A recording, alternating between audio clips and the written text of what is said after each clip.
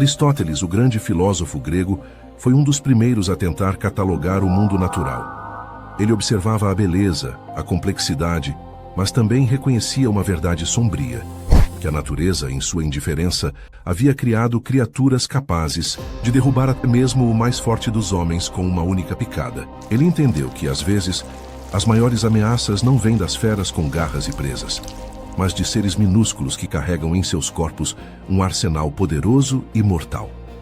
Quais animais carregam as doenças mais perigosas do mundo? E por quê? Estamos mais próximos desse mal do que imaginamos?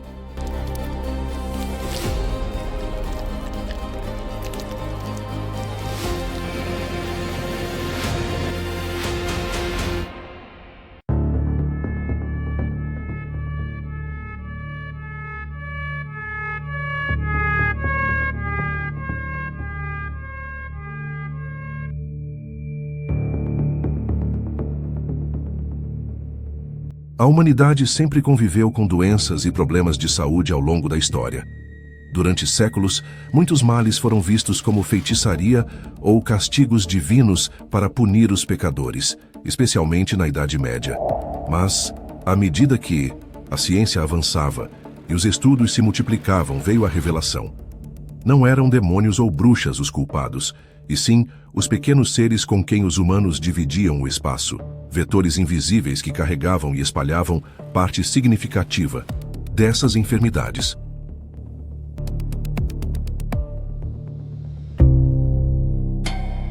Nenhuma criatura na história humana está tão associada à doença e à praga quanto os ratos. Eles caminharam ao nosso lado desde que construímos as primeiras cidades, prosperando em nosso lixo, em nossas falhas de saneamento. Mas o perigo que eles representam hoje é tão antigo quanto os primeiros homens do planeta. Mas qual o segredo, tão mortal que esses bichos guardam? Não é a mordida do rato que você deve temer, mas a sua urina. Ratos são portadores de uma bactéria chamada Leptospira, que sobrevive por semanas em ambientes úmidos. Quando as chuvas fortes inundam as cidades, a água se mistura com a urina dos ratos nos esgotos e bueiros, criando uma armadilha invisível. Um simples contato da água contaminada com um pequeno corte na sua pele, ou mesmo com seus olhos e boca, é o suficiente para a infecção, a leptospirose, febre, calafrios e uma dor muscular característica, principalmente nas panturrilhas. O rato, que talvez você nunca veja, deixa para trás uma ameaça líquida, uma herança de doença que emerge com a água. Especialistas caracterizam esse animal como um dos mais perigosos. Mas por quê? Em seu mundo minúsculo e com um ataque que é quase sempre indolor. O carrapato estrela é um dos portadores mais eficientes da nossa lista. Encontrado em pastos, matas e até mesmo em parques urbanos, ele parece inofensivo, esperando pacientemente na ponta de uma folha de capim pela passagem de um hospedeiro. Pode ser uma capivara, um cavalo, ou pode ser você. Afinal, o que realmente ele guarda no corpo? O perigo não está na picada em si, mas na bactéria mortal que ele pode injetar em sua corrente sanguínea, a Rickettsia rickettsii.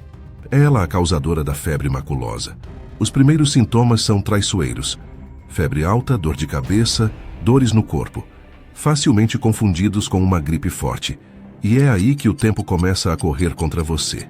Sem o diagnóstico e o tratamento corretos com antibióticos, a bactéria começa a atacar a parede dos seus vasos sanguíneos, causando inflamação, hemorragias e, por fim, a falência de múltiplos órgãos. Segundo uma pesquisa realizada na Universidade de São Paulo, a taxa de letalidade pode chegar a 80%. Sabe o que é mais assustador? Muitas vítimas nem sequer se lembram de terem sido picadas. Elas só descobrem o ataque quando já é tarde demais, quando a guerra escondida dentro de seus corpos já foi perdida. Mas se o carrapato é um perigo rural, nosso próximo animal é um fantasma que vive escondido nas noites da floresta. Primeiro, posso até estar enganado, mas tenho quase certeza que você tem pavor de morcegos. Correto? O medo de morcegos está gravado em nosso subconsciente, mas para uma espécie em particular, esse medo é totalmente justificado. Falamos do morcego hematófago, o Desmodus rotundus, o único mamífero que evoluiu para se alimentar exclusivamente de sangue. Com dentes afiados como navalhas, ele faz uma incisão minúscula e indolor na pele de suas vítimas adormecidas, geralmente gado, mas às vezes humanos. Uma enzima em sua saliva impede a coagulação do sangue, permitindo que ele se alimente por vários minutos sem ser notado. A perda de sangue é insignificante. O verdadeiro perigo é o que ele pode deixar para trás: o vírus da raiva. O morcego hematófago é o principal reservatório e transmissor da raiva na América Latina. Uma vez que o vírus entra no corpo, ele inicia uma jornada implacável pelo sistema nervoso até o cérebro. Quando os sintomas neurológicos começam, confusão, agressividade, o medo de água, já não há mais volta. A raiva humana é uma das poucas doenças no mundo com uma taxa de mortalidade de praticamente 100%. O ataque do morcego é furtivo, uma visita noturna que pode selar um destino terrível. Mas se ele precisa do contato direto, nosso próximo animal é um especialista em guerra biológica à distância.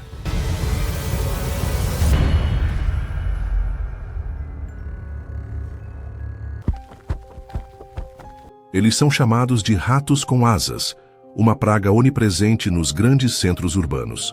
Os pombos se adaptaram perfeitamente às nossas cidades, encontrando abrigo em nossos prédios e alimento farto em nosso desperdício. Para muitos, são parte da paisagem. Para a saúde pública, são um reservatório de doenças. O principal perigo não vem do contato direto, mas de seus dejetos. As fezes dos pombos, quando secam e se transformam em poeira, carregam esporos de fungos perigosos. Ao varrer um local com grande acúmulo de fezes como um sótão, um forro ou uma marquise, esses esporos são lançados no ar e podem ser inalados. É assim que doenças como a histoplasmose e a criptococose entram no corpo. Elas começam como uma infecção pulmonar, com sintomas semelhantes aos de uma pneumonia. Em pessoas com o sistema imunológico comprometido, o fungo pode se espalhar pela corrente sanguínea e atacar o sistema nervoso central, causando meningite e lesões cerebrais. Ele é tão pequeno que pode passar através de telas de mosquiteiro comuns. Seu voo é silencioso e sua picada muitas vezes não é sentida. O mosquito palha, ou flebótomo, é um fantasma crepuscular, ativo ao entardecer e à noite. Mas este inseto frágil é o vetor de um dos parasitas mais devastadores para o ser humano, a leishmania. Ao picar, a fêmea infectada inocula o protozoário na pele. Na sua forma mais branda, a leishmaniose cutânea causa feridas que podem deixar cicatrizes desfigurantes. Mas na sua forma mais letal, a visceral, o parasita migra para os órgãos internos. Ele ataca o baço, o fígado e a medula óssea, causando febre prolongada, perda de peso, anemia e um inchaço massivo do abdômen. É uma doença crônica, debilitante, que destrói o corpo de dentro para fora. Sem tratamento, a leishmaniose visceral é quase sempre fatal. É ele o transmissor da leishmaniose, doença que matou no dia 9 de abril um idoso de 75 anos, morador do residencial universitário. O mosquito palha é a prova de que os maiores perigos, às vezes, vêm nos menores pacotes, entregues em uma picada que você talvez nunca perceba. Você já deve ter ouvido falar das pulgas, mas e se eu te dissesse que esses seres são pragas minúsculas que vivem em nosso mundo? Sua agilidade é lendária, um salto que desafia a gravidade, permitindo que se mova de um hospedeiro para outro com uma eficiência assustadora. As pulgas são parasitas quase perfeitos, com corpos achatados lateralmente e um aparelho bucal projetado para perfurar a pele e sugar o sangue. Mas sua verdadeira arma não está na picada. Está no que ela carrega em seu sistema digestivo. Na história, nenhuma criatura causou tanta devastação. A pulga do rato, Xenopsila cheopes, foi o vetor da peste, a pandemia que dizimou 1/3 da população europeia no século XIV. Ela carregava a bactéria Yersinia pestis. Ao picar, a pulga regurgitava a bactéria na corrente sanguínea da vítima, iniciando uma doença que se manifestava em febre, delírio e os infames bubões. Embora a peste hoje seja rara, as pulgas continuam sendo uma ameaça, transmitindo tifo murino e sendo hospedeiras de vermes que podem infectar tanto animais de estimação quanto seus donos.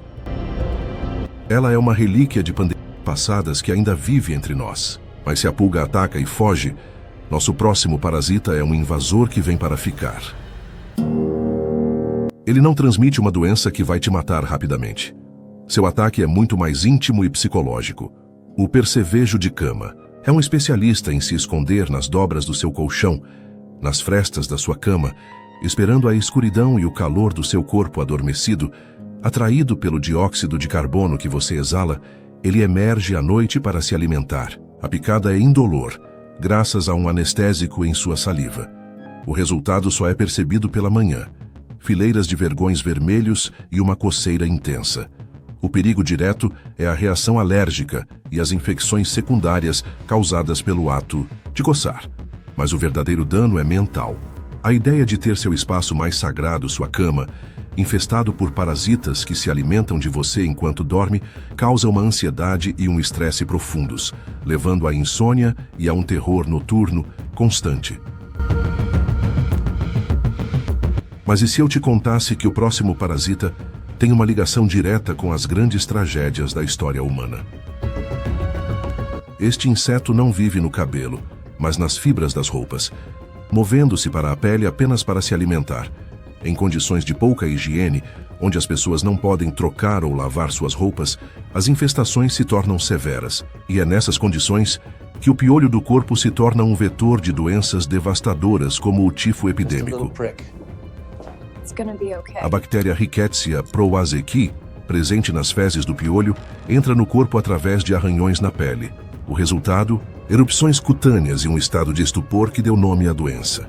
Ao longo da história, o tifo matou mais soldados em guerras do que as próprias batalhas.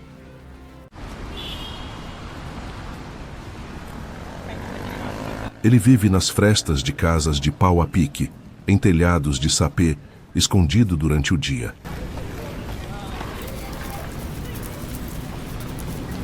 Atraído pelo calor e pela respiração de suas vítimas adormecidas, sua picada é delicada, quase imperceptível, geralmente perto do rosto, o que lhe rendeu o apelido de beijoqueiro. Mas o perigo não está no beijo, mas no que vem depois. Enquanto se alimenta do sangue, o barbeiro defeca. E em suas fezes está o protozoário Trypanosoma cruzi. Ao coçar a picada, a pessoa, sem saber, esfrega as fezes contaminadas para dentro da ferida. É o início da doença de Chagas. A fase aguda pode passar despercebida. O verdadeiro terror é a fase crônica, que pode levar décadas para se manifestar. O parasita se aloja silenciosamente nos músculos do coração e do sistema digestivo, causando danos lentos e irreversíveis, levando à insuficiência cardíaca e à morte súbita. Diferente do carrapato estrela, ele se adaptou perfeitamente para viver e se reproduzir dentro de nossas casas, em canes e quintais. Para os cães, ele é um inimigo formidável, vetor de doenças graves como a erliquiose e a babesiose. Essas doenças, conhecidas como doença do carrapato, são devastadoras. Elas atacam as células sanguíneas do animal, causando anemia, febre, letargia e sangramentos. Sem tratamento, podem ser fatais, destruindo a saúde do cão de forma silenciosa e progressiva. Embora a transmissão direta para humanos seja rara, o sofrimento que ele causa a milhões de animais de estimação o coloca em nossa lista como um portador de morte que atinge o coração de nossas famílias. Seu nome é Anopheles, e ele é o único vetor de um dos parasitas mais mortais do planeta. Este mosquito não é apenas um inseto, é o veículo para uma doença que infecta centenas de milhões e mata centenas de milhares de pessoas todos os anos, principalmente crianças. O ciclo é aterrorizante em sua eficiência. A fêmea pica uma pessoa infectada e ingere o parasita. Dentro do mosquito, o plasmodium se reproduz e migra para as glândulas salivares. Quando o mosquito pica outra pessoa, injeta os parasitas na corrente sanguínea. Eles viajam para o fígado, onde se multiplicam silenciosamente e depois invadem as células vermelhas do sangue. É aqui que o ciclo de febres violentas, calafrios e suores começa, coincidindo com a explosão das células sanguíneras. A malária moldou a história, decidiu o destino de exércitos e continua sendo uma das maiores barreiras para o desenvolvimento em muitos países. Ele é um assassino global. Mas nosso próximo animal é um sobrevivente primordial que traz a sujeira do mundo para dentro de nossas casas. Elas existem há mais de 300 milhões de anos, praticamente inalteradas pela evolução. A barata é a personificação da resiliência, capaz de sobreviver a níveis de radiação que matariam um ser humano e de viver por uma semana sem a cabeça. E essa mesma resiliência a torna um vetor de doenças formidável. Seu habitat preferido é o esgoto, o lixo, os lugares mais imundos que se pode imaginar. Seu corpo e suas patas coletam bactérias, vírus, fungos e vermes. Então, à noite, ela emerge de seu esconderijo e caminha sobre nossas pias, nossos talheres, nossa comida, deixando um rastro invisível de contaminação. Além disso, suas fezes, saliva e as cascas que troca durante seu crescimento podem desencadear reações alérgicas e crises de asma severas, especialmente em crianças. Ela é uma cápsula do tempo biológica que traz as doenças do esgoto diretamente para a nossa cozinha. Ela é um mestre da sujeira. Mas o próximo animal, talvez, o mais perigoso de todos. Um predador urbano que se adaptou perfeitamente ao nosso mundo e declarou guerra à nossa saúde.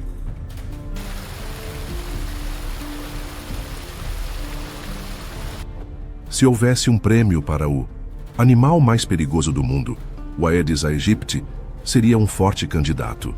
Este mosquito, com suas listras brancas distintas, é o vetor de 4 das doenças virais mais impactantes da atualidade: dengue, zika, chikungunya e febre amarela. Ele é um especialista em vida urbana. Seus ovos podem sobreviver por mais de um ano em ambiente seco, esperando apenas um pouco de água parada para eclodir. A tampa de garrafa, o prato de planta, a calha entupida. Ele prefere o sangue humano e ataca durante o dia. Uma única fêmea infectada pode, em sua curta vida, transmitir um ou mais desses vírus para dezenas de pessoas. A dengue causa febres incapacitantes e, em sua forma grave, hemorragias fatais. A chikungunya ataca as articulações com uma dor que pode durar meses. A zika, além da febre, pode causar microcefalia em bebês, e a febre amarela, uma doença hemorrágica de alta letalidade. O Aedes aegypti não carrega apenas a morte em seu corpo, ele carrega um arsenal de epidemias que ameaçam milhões de pessoas todos os anos, transformando nossas cidades em seu campo de caça particular. Ela está em toda parte, na sua cozinha, no seu lixo, no seu almoço. A mosca doméstica é tão comum que nós nos tornamos indiferentes à sua presença. Mas já passou pela sua cabeça que esse simples inseto é um dos mais perigosos do mundo? Ser subestimado é exatamente a sua maior vantagem. Seu método de ataque é muito mais sutil e nojento. A mosca é um vetor mecânico. Suas patas e sua probóscide são cobertas por pelos microscópicos pegajosos. Ela passa o dia pousando em fezes, carcaças em decomposição e lixo, coletando um coquetel de mais de 100 tipos de patógenos. Bactérias como Salmonella, E. coli, Shigella, espécies superpotentes de destruição. Em seguida, ela voa para a sua casa e pousa sobre a sua comida, depositando essa carga de micro-organismos. Para piorar, ela não consegue ingerir alimentos sólidos. Para se alimentar, ela regurgita sua própria saliva e sucos digestivos sobre a sua comida, liquefazendo-a antes de sugá-la. Cada pouso é uma contaminação. Febres tifoide, cólera, disenteria, infecções intestinais. O zumbido metálico da mosca varejeira é um som instintivamente perturbador. Nós o associamos à morte, à decomposição. E essa associação está correta. Muitos povos africanos enxergam esses insetos como presságios. Atraídas pelo cheiro de tecido em decomposição, elas são as primeiras a chegar na cena. Mas seu ciclo de vida pode começar muito antes da morte. A varejeira pode depositar seus ovos em qualquer lugar, por menor que seja, em um animal ou em um ser humano. É o início da miíase, popularmente conhecida como bicheira. Dos ovos, eclodem larvas que começam a se alimentar do tecido vivo do hospedeiro. Elas literalmente comem a carne, abrindo túneis sob a pele, causando dor intensa, infecções secundárias e necrose. Se não tratada, a infestação pode levar à perda de tecido, desfiguração e até à morte, especialmente se ocorrer em áreas sensíveis como os olhos ou o cérebro. A mosca varejeira não transmite um patógeno. Ela usa o corpo de outro ser como um berçário para suas próprias crias, em um dos exemplos mais gráficos e aterrorizantes de parasitismo da natureza. Mas, para que possamos descobrir o motivo dessas doenças estarem evoluindo e se tornando um perigo mortal para a humanidade, precisamos entender a raiz do problema: o uso indiscriminado dos antibióticos. E se um corte no dedo voltasse a matar? Essa pergunta não é o início de um filme de ficção científica. É o prenúncio de um futuro para o qual estamos caminhando a passos largos. Um futuro onde os pilares da medicina moderna, que consideramos garantidos, podem simplesmente ruir. Vivemos sob a sombra de uma catástrofe que não chegará com um estrondo, mas com o silêncio de um tratamento que deixou de funcionar. Para entender a magnitude do precipício em que nos encontramos, precisamos voltar no tempo para um mundo sem o nosso escudo. Antes de 1928, a humanidade vivia em um estado de vulnerabilidade biológica que hoje nos parece inconcebível. Uma infecção de garganta por streptococcus poderia evoluir para uma febre reumática e destruir o coração. Um arranhão de um prego enferrujado podia levar a uma infecção generalizada e à amputação. Partos eram eventos de alto risco, e a pneumonia era, como o médico William Osler a chamou, a capitã dos homens da morte. Uma sentença quase certa. A cirurgia, mesmo a mais simples, era uma aposta desesperada, onde o risco de morrer por uma infecção pós-operatória era, muitas vezes, maior do que o da própria condição a ser tratada. Tudo isso mudou por acaso. Em um laboratório em Londres, o cientista Alexander Fleming, ao retornar de férias, notou que uma de suas placas de cultura de bactérias, Staphylococcus, havia sido contaminada por um mofo, e ao redor desse mofo, as bactérias simplesmente não cresciam. Havia uma zona de morte. Aquele mofo, Penicillium notatum, produzia uma substância que matava as bactérias. Era a penicilina. A descoberta de Fleming e o desenvolvimento posterior dos antibióticos por cientistas como Howard Florey e Ernst Chain não foram apenas um avanço médico. Foram o evento que permitiu a existência da medicina como a conhecemos. Cirurgias complexas, transplantes de órgãos, quimioterapia para o tratamento do câncer, o cuidado com bebês prematuros, todos esses milagres modernos dependem de uma premissa fundamental: a nossa capacidade de controlar infecções bacterianas. Você usa antibiótico, você mata a bactéria que está lá na infecção e você mata a microbiota normal, digamos assim. Você está matando as bactérias, digamos ali, as bactérias do bem, digamos assim. Os antibióticos, eles são a rede de segurança que sustenta todo o edifício da saúde moderna. E nós rasgamos essa rede. A arrogância que se seguiu a essa vitória foi o nosso maior erro. O milagre se tornou banal. Começamos a tratar os antibióticos não como um recurso precioso e finito, mas como uma solução mágica para qualquer mal-estar. Médicos os prescreveram para resfriados e gripes, doenças causadas por vírus, sobre os quais os antibióticos não têm absolutamente nenhum efeito. Pacientes, sentindo-se melhor após alguns dias, abandonaram o tratamento pela metade, deixando para trás as bactérias mais fortes para se reagruparem. Mas a escala do nosso abuso vai muito além do consultório médico. A agropecuária industrial se tornou a maior consumidora de antibióticos do planeta. Em muitos lugares, eles são usados de forma massiva, não para tratar animais doentes, mas como promotores de crescimento e para prevenir infecções em animais confinados em condições insalubres. Estamos alimentando o gado, os porcos e as galinhas com as mesmas drogas que precisamos para salvar vidas humanas.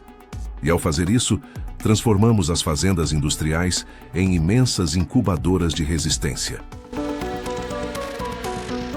Em qualquer população de bilhões de bactérias, sempre existirão algumas que, por puro acaso genético, possuem uma mutação que as torna imunes a um determinado antibiótico. Quando administramos a droga, matamos as bilhões de bactérias suscetíveis, limpando o campo de batalha. Mas as poucas mutantes que sobrevivem, agora sem competição, se multiplicam em uma velocidade espantosa. Em questão de horas, elas dão origem a uma nova geração, uma nova linhagem inteira de superbactérias, todas elas carregando o gene da resistência. E o processo é ainda mais sinistro. As bactérias possuem uma habilidade que parece saída de um pesadelo: a transferência horizontal de genes. Elas podem trocar pequenos pedaços de DNA, chamados plasmídios, entre si, como se estivessem trocando figurinhas. Um plasmídio pode carregar os genes de resistência para múltiplos antibióticos. Assim, uma única bactéria resistente pode ensinar outras, inclusive de espécies diferentes, a se defenderem, acelerando a disseminação da resistência de forma exponencial. Hoje, já estamos vivendo as primeiras cenas deste apocalipse silencioso. Bactérias que antes eram tratadas com antibióticos comuns, agora exigem drogas mais potentes, de último recurso, que são mais tóxicas e caras. E em um número crescente de casos, encontramos infecções que simplesmente não respondem a nada. São infecções que podem transformar uma cirurgia de rotina em uma luta pela vida. O futuro que a resistência nos reserva é um retorno à idade das trevas da medicina. Um simples transplante de rim, hoje um procedimento com alta taxa de sucesso, se tornará uma roleta russa, pois os medicamentos imunossupressores necessários para evitar a rejeição do órgão deixam o paciente completamente vulnerável a qualquer infecção bacteriana. O tratamento do câncer, que depende da quimioterapia para destruir as células tumorais, também destrói o sistema imunológico, e a proteção dos antibióticos é o que permite que os pacientes sobrevivam a esse período de fragilidade. Enquanto a ameaça cresce, a linha de produção de novos antibióticos está praticamente parada. Para as grandes empresas farmacêuticas, desenvolver um novo antibiótico é um péssimo negócio. O processo é longo, caro e arriscado.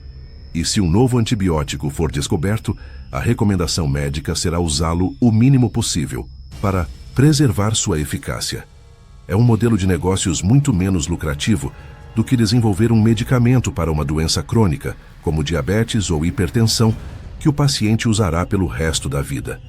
A resposta não virá de uma única solução mágica, mas de uma mudança de paradigma global. Precisamos de uma vigilância rigorosa para monitorar o surgimento de novas resistências, de uma regulação muito mais severa sobre o uso de antibióticos na agropecuária. A União Europeia quer combater a resistência antimicrobiana e manter as bactérias resistentes aos medicamentos fora da alimentação. Para isso, vai limitar o uso de antibióticos em animais do setor da agropecuária. Uma prática utilizada nesta exploração em Brabante-Valão, na Bélgica. Aqui, as 35 vacas não são vacinadas preventivamente. De investimentos públicos maciços na pesquisa de novas drogas e de uma reeducação profunda de médicos e pacientes sobre quando e como usar esses medicamentos. A ciência também explora novas fronteiras, como a terapia com fagos, o uso de vírus que infectam e matam especificamente as bactérias. Uma abordagem promissora que foi abandonada no Ocidente, com a ascensão dos antibióticos. A verdade é que o escudo que nos protegeu por quase um século está se despedaçando. O apocalipse silencioso não é uma profecia distante. É uma crise que já está acontecendo em silêncio nas enfermarias dos hospitais ao redor do mundo. A pergunta que devemos nos fazer não é: e se um corte no dedo voltasse a matar? Mas sim, o que faremos hoje para garantir que isso nunca mais aconteça? A resposta definirá o futuro da medicina e a segurança de nossos filhos.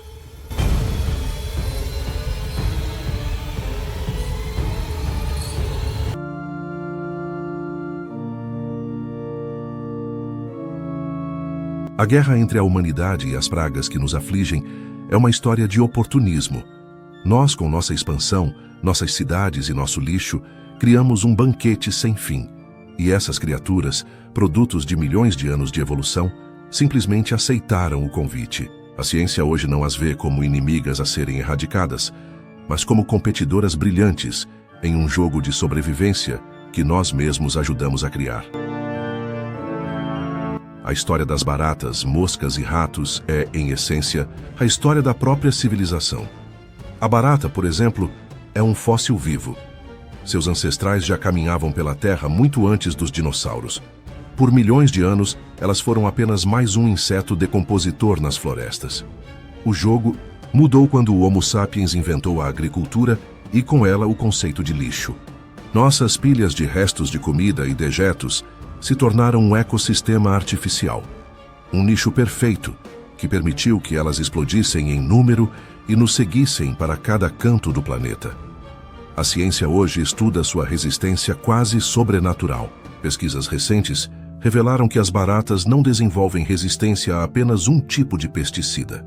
Elas podem desenvolver resistência cruzada, onde a exposição a um químico as prepara para sobreviver a outros, mesmo que nunca tenham tido contato com eles. Seu genoma é um manual de sobrevivência química. Eles evoluíram ao nosso lado, e o sucesso deles está ligado ao nosso. A análise de DNA de esqueletos de ratos antigos, encontrados em sítios arqueológicos, permitiu mapear as rotas de comércio e as migrações humanas. A ciência moderna se fascina com sua inteligência social.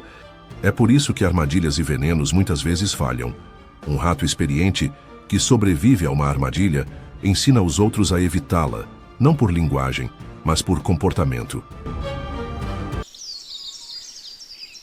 Se os ratos e baratas pegaram carona em nossa ascensão, os insetos hematófagos usaram nossas ambições para conquistar o mundo. A era das grandes navegações, a partir do século XV, foi o catalisador. Os navios de madeira se tornaram ecossistemas flutuantes, transportando mosquitos, pulgas e percevejos através dos oceanos, misturando doenças e vetores de continentes que antes estavam isolados. O Aedes aegypti é o exemplo perfeito. Originário da África, onde se reproduzia em ocos de árvores, ele encontrou um novo paraíso nos barris de água potável dos navios negreiros. Foi assim que ele chegou às Américas e se tornou uma praga urbana. Hoje, sua dispersão continua, em um veículo mais moderno. Que acumulam água da chuva e servem como incubadoras perfeitas para seus ovos. A ciência hoje contra-ataca com uma elegância notável. O World Mosquito Program, por exemplo, infecta populações de Aedes com uma bactéria chamada Wolbachia, que ocorre naturalmente em muitos insetos. Vírus Zika, dengue e chikungunya. Os mosquitos com Wolbachia vão se multiplicando e a bactéria vai sendo passada para os seus descendentes. E aí temos então uma população de mosquitos que não vai transmitir os vírus. Essa bactéria bloqueia a capacidade do mosquito de transmitir vírus como dengue e zika. É uma guerra biológica, travada em nosso favor. O barbeiro vetor da doença de Chagas conta a história inversa.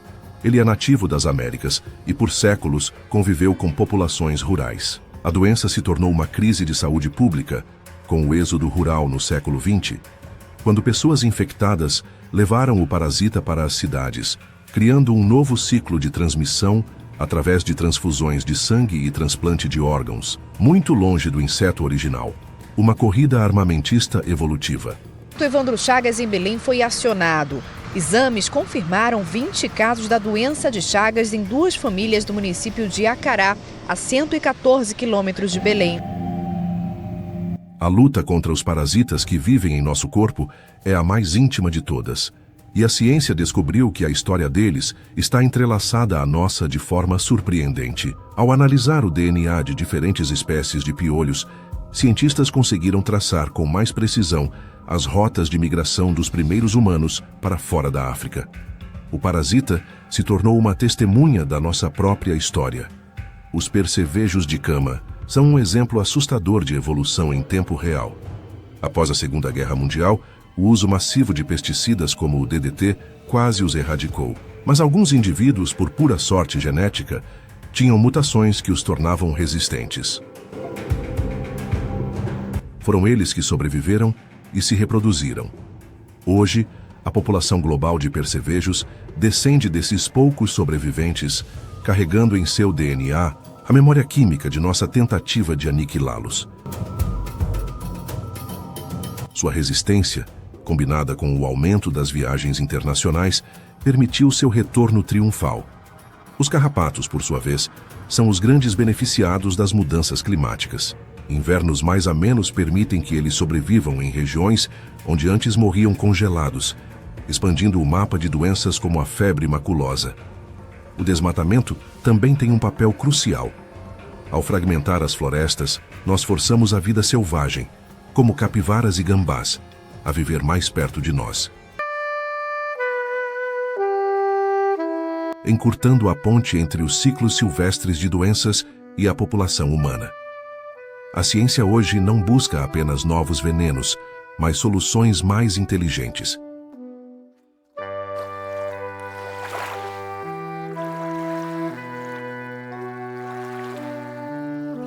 Pesquisas de ponta focam no microbioma dos carrapatos, as bactérias que vivem dentro deles. A ideia é encontrar uma forma de manipular essas bactérias para que elas mesmas matem o patógeno da febre maculosa dentro do carrapato, antes que ele tenha a chance de transmiti-lo.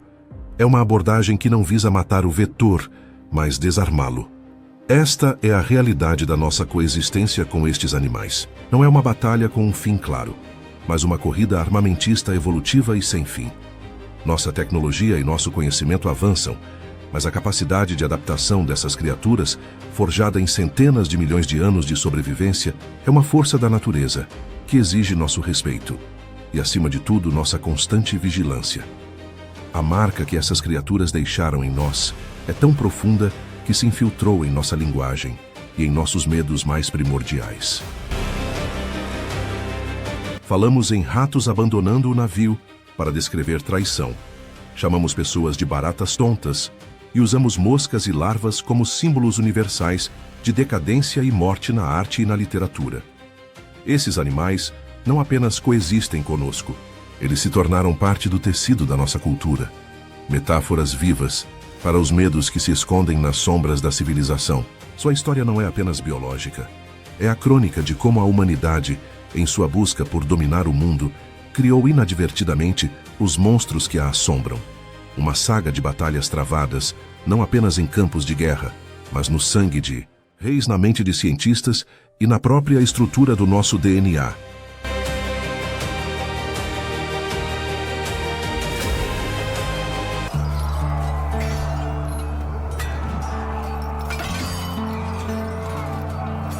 Antes de entendermos os germes, a história era frequentemente escrita por exércitos que não vemos.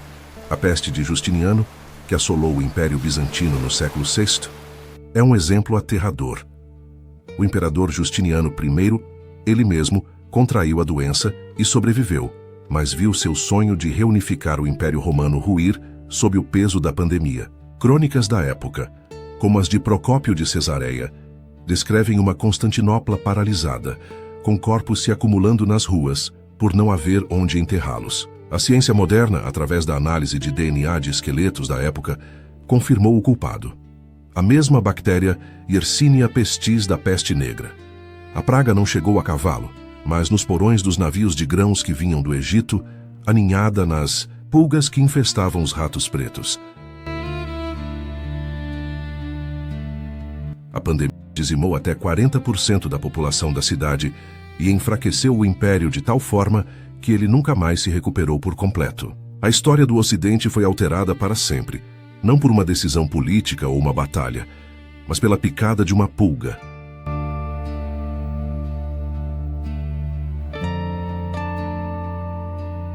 A malária, por sua vez, foi a guardiã silenciosa de Roma.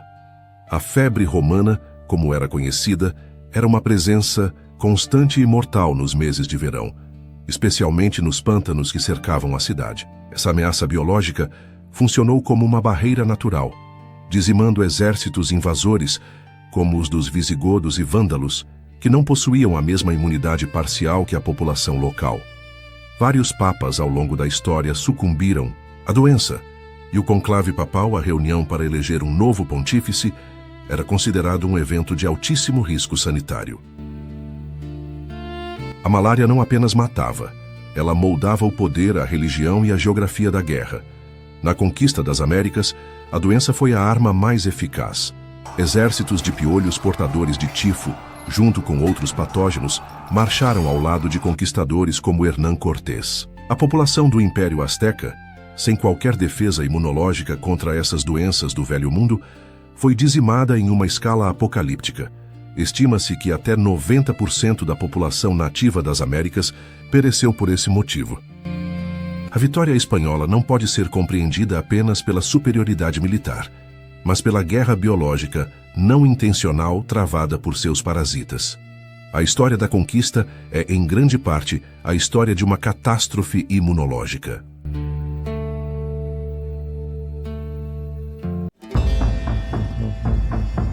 A transição da superstição para a ciência foi uma batalha em si mesma, travada por mentes brilhantes em laboratórios improvisados, muitas vezes com um custo pessoal altíssimo. A corrida para desvendar o ciclo da malária no final do século XIX é uma saga de rivalidade e genialidade. De um lado, o britânico Ronald Ross, na Índia, um médico e poeta frustrado que dissecava mosquitos sob um calor sufocante, convencido de que eles eram os culpados. Do outro, o italiano Giovanni Battista Grassi, que com sua equipe na Itália tinha acesso a pacientes humanos e estudava as espécies de mosquitos locais. Ross, após anos de trabalho meticuloso, finalmente provou o ciclo em pássaros, identificando o parasita nos mosquitos que os picavam. No entanto, foi Grassi quem demonstrou conclusivamente o mesmo ciclo em seres humanos, identificando o Anopheles como o vetor específico da malária. A disputa pela primazia da descoberta foi amarga e se arrastou por anos, culminando com o prêmio Nobel sendo concedido apenas a Ross em 1902, uma decisão controversa que manchou uma das maiores vitórias da medicina. O médico americano Jesse Laziar, membro da comissão de Walter Reed em Cuba, para provar a teoria de Carlos Finlay, permitiu que um mosquito Aedes aegypti infectado o picasse. Ele desenvolveu a doença e morreu, tornando-se um mártir da ciência. Seu sacrifício, junto com o de outros voluntários, forneceu a prova irrefutável de que o mosquito era o vetor, abrindo caminho para o controle da doença e a conclusão do Canal do Panamá.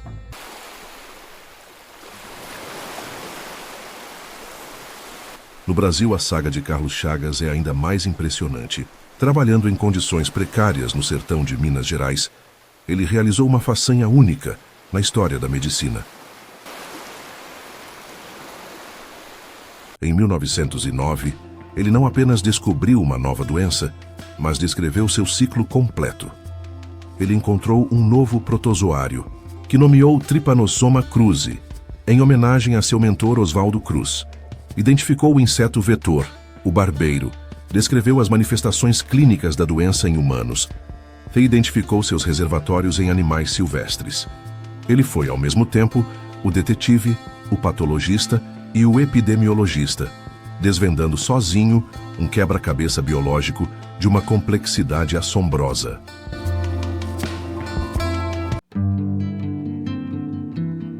Hoje, a resistência a inseticidas é também comportamental. Em partes da África, populações de mosquitos anófeles aprenderam a evitar os mosquiteiros tratados com inseticida. Elas mudaram seu comportamento, passando a picar mais cedo no início da noite, antes que as pessoas fossem para a cama ou do lado de fora das casas. O mosquito não apenas sobreviveu ao veneno, ele aprendeu a contornar nossa principal estratégia de defesa. Isso forçou a ciência a buscar abordagens que vão além da força bruta. Outra fronteira é a da engenharia genética. Com a tecnologia CRISPR, cientistas podem agora editar o genoma dos mosquitos. Uma das estratégias mais promissoras é o Gene Drive, um mecanismo que garante que uma determinada modificação genética, como a incapacidade de transmitir malária ou a infertilidade, seja herdada por quase 100% da prole, em vez dos 50% normais. Isso permitiria que a modificação se espalhasse rapidamente por uma população inteira. potencialmente erradicando a doença de uma região. No entanto, a tecnologia é tão poderosa que levanta questões éticas profundas sobre a liberação de organismos geneticamente modificados na natureza e o risco de consequências ecológicas imprevisíveis. Entre as iniciativas apoiadas pela Organização Mundial da Saúde para combater o Aedes aegypti estão liberar na natureza machos estéreis e implantar uma bactéria que impede o nascimento de novas larvas, além de testes com mosquitos transgênicos.